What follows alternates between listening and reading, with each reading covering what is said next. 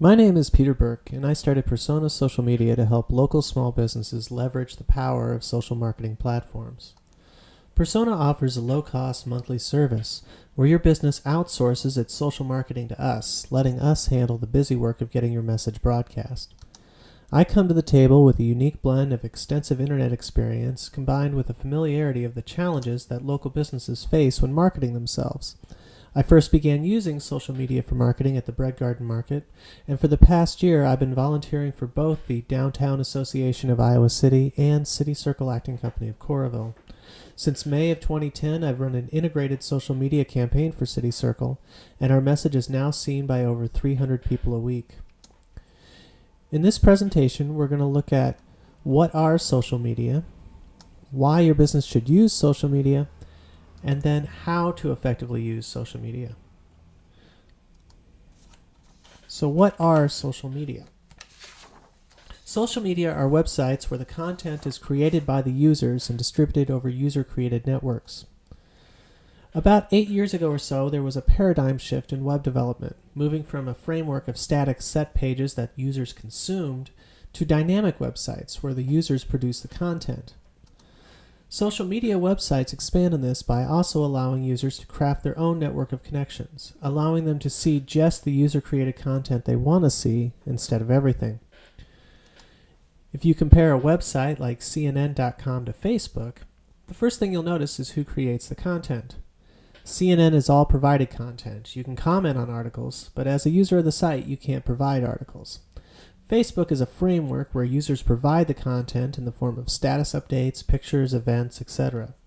And this is the paradigm shift, which is also called Web 2.0 in case you hear that phrase bandied about. On a social media website, the users create their own network. They identify other users whom they trust, and the content that is delivered to them is defined by that network. It becomes a tangled web, but the basic fact is that more people you've opted into your network, the more people you ultimately reach through 2 to 3 degrees of separation. It works like this. When I update my status on Facebook, that status update is posted to the news feed of everyone in my network. Should someone in that network like the post, it gets passed on to everyone in their network. If someone in that extended network likes it, it gets passed on further. This user-defined networking is the real power behind social media. Now, social media brings some pretty neat things to the table in terms of marketing. For one thing, it's experiencing explosive growth, meaning more and more people are connecting to it. It's pretty cheap to use, it's efficient, and it's interactive. Now, if you look at the rate of adoption of technology over time, you can see that as we get into the computer age, the rate quickens dramatically. The adoption rate for Facebook of over 500 million users in just 6 years is historically unprecedented. And you can see some stats here. The average user has 130 friends in their network. The population of Peoria is signing up to Twitter daily, and the number of tweets today vastly exceeds the daily circulation of the New York Times, the Wall Street Journal, and the USA Today. And locally here in Iowa City, there's an estimated 211,920 Facebook users just in this area alone. Now, compared to the cost of an advertising run in the newspaper, on radio, or on television, social media is amazingly cheap. For the most part, it's free. Twitter is free. Creating a page for your business on Facebook is free, as is using all the different tools available. MailChimp, an HTML email service, offers a free account. Now, Facebook ads do cost something, but they can be set up so that you're only charged per click, so you're really only paying when somebody actually clicks through to your page. When you compare the scope and scale of social media to a traditional media advertising run, the cost-effective nature becomes even more apparent. With a traditional run, either in print, radio, or television, you're limited in the amount of space you have for your message. A physical square on a page, 15 to 30 seconds of airtime, repeated a few times a week, that's what you get for your advertising dollar.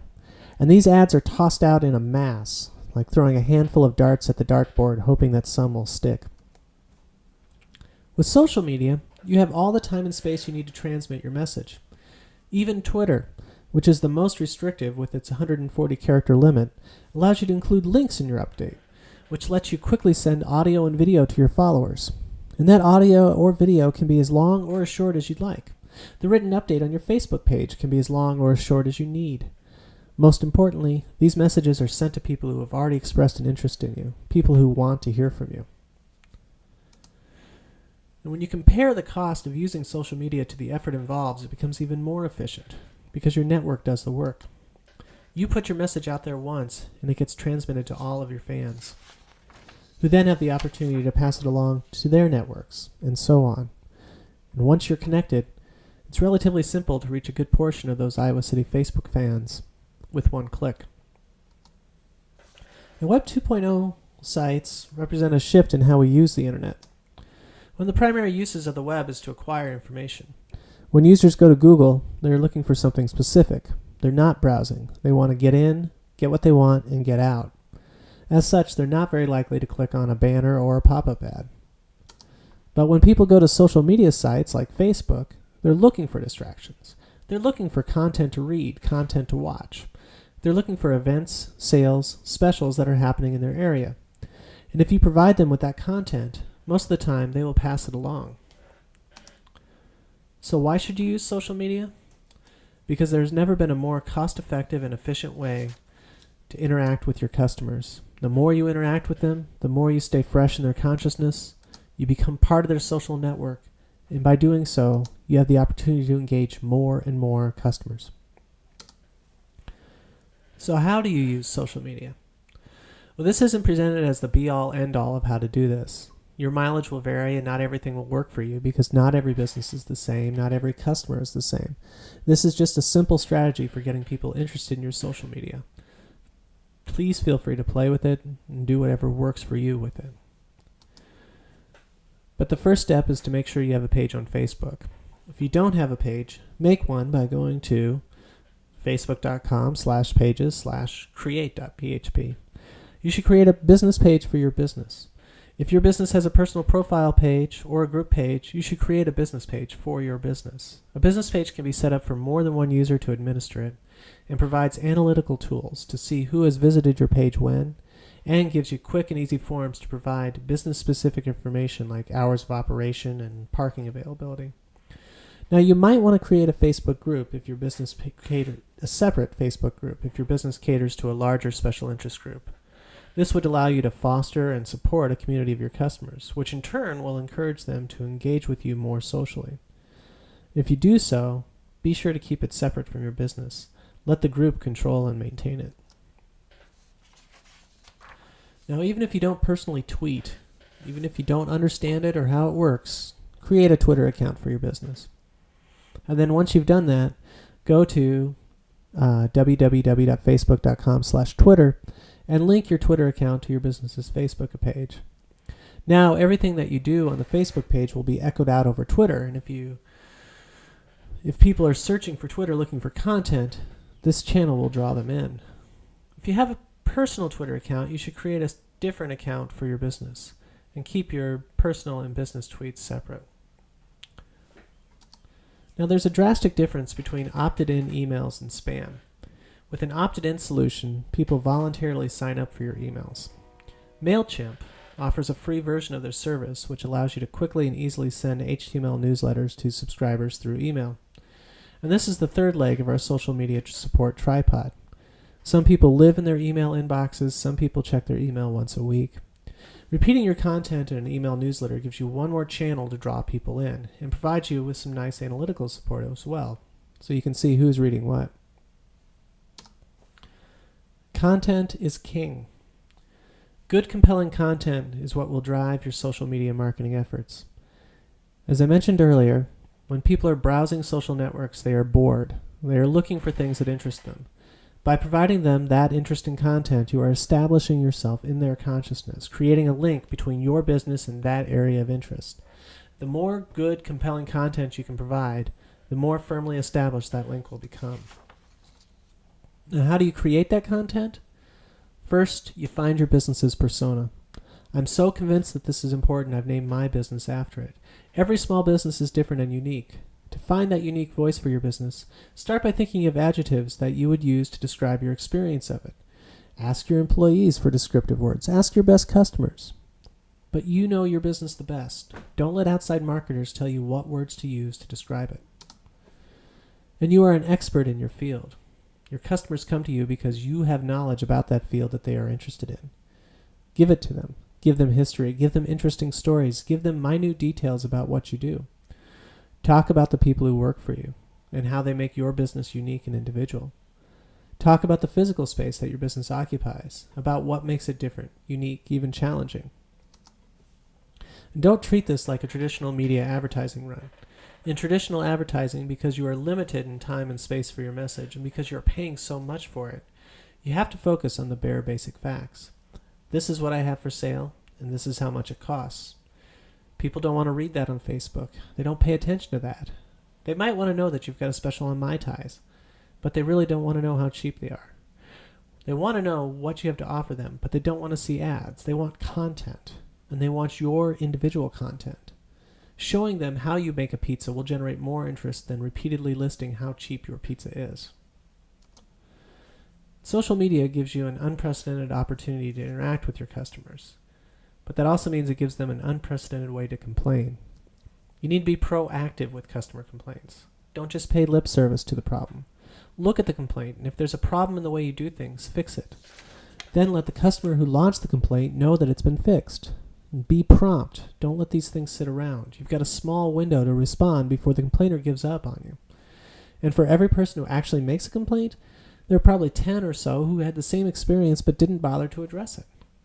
Taking the time to visibly address the complaint might actually reassure customers you didn't even know you were in the danger of losing. Now, Facebook gives you the ability to schedule events on your page. When you create an event, it shows up in the news feeds of your fans, and if you've linked your Facebook and Twitter accounts, it'll automatically get tweeted as well. You can also invite people to events, which causes a message to sit in their inbox until they log in, which is handy to reach people who don't log in that often. And you can use events for sales, specials, classes, shows, etc. Now, you can quickly post photos and video to Facebook. A picture is worth 1,000 words, and photos and videos can make a place seem much more alive. With photos and videos, don't worry too much about making them seem too polished or professional. With social media, you're going more for authentic than polished. And once you've built an email subscription list, start sending your content out in the emails as well. You can link to articles, photos, and videos in the email. Premiere your content in the email, dropping it into your subscribers' lap first, then allowing them to go back to your Facebook page and look at it again later. Use your newsletter to keep people up to date with what's happening currently at your business and what's coming up. Not everyone is going to follow your Twitter feed, or subscribe to your newsletter, or fan your Facebook page. By cross-posting your content across all 3 platforms, you can ensure that your content is out there, accessible to everyone. And once you've created your Facebook page and your Twitter account, you need to let everyone know they're there. Put signs in your windows, on your counters, at the bottom of your receipts. Include badges to your social media and your print ads. If you have a standalone website, make sure that you've got those badges placed prominently at the top of your landing page. You can find the badges at the social media sites. Twitter and Facebook also have some easy-to-install widgets which allow people to see some of your social media right on your website. Get people to physically sign up for your email list at your business. Ask for their email at the point of sale. Explain that it's just for an in-store newsletter. Be upfront about it, but don't be pushy. You can also have people give you their email to enter into a drawing for a giveaway, but be sure that they know that they're signing up for your newsletter when they're signing up for the giveaway. You need to post content to your social media on a regular basis. A good rule of thumb is to estimate how often you expect a customer to patronize your business. Once a week, twice a month, etc. Also, if your offerings change frequently, then you need to consistently post that to your media. If your fans feel that they can rely on you to provide them with the information they want, they will keep coming back. But if you fall behind, they will stop paying attention. The goal of social media is to keep your business fresh in the minds of your customers, to make them think of you when they think of a bookstore, a restaurant, a lawn mowing service. By providing them with content they can engage with on a consistent and regular basis, you'll become part of their consciousness and stay near the top of their thoughts when it comes to your particular field. Monica Gifhorn, the digital director at Kinetics Marketing and Communications, has this great quote. The internet is starting to feel like one worldwide high school cafeteria, and the worst option in business as in high school is not showing up. If you aren't out there in the social media world, everyone else is, and a void is easily filled by the good, the bad, the ugly, and the competition. Social media are cheap, efficient methods to reach the people who want to hear from you. If you don't take advantage of them, then you'll find yourself scrambling to keep up with your competitors who do. Social media is simple. There are literally hundreds of tutorials, articles, facts, etc. that explain how to do everything there is to do with it. It's not technical. It was designed to be used by anyone, anywhere. The instructions are just a Google search away. But if you need help, please feel free to contact us at Persona. We don't charge to sit down with you and go over what you've got and make recommendations for what you can do. What we offer is a time-saving service. We'll do the busy work for you, keeping your social media up to date. But we're always happy to help out, and I hope that this slideshow has been enough to get you started.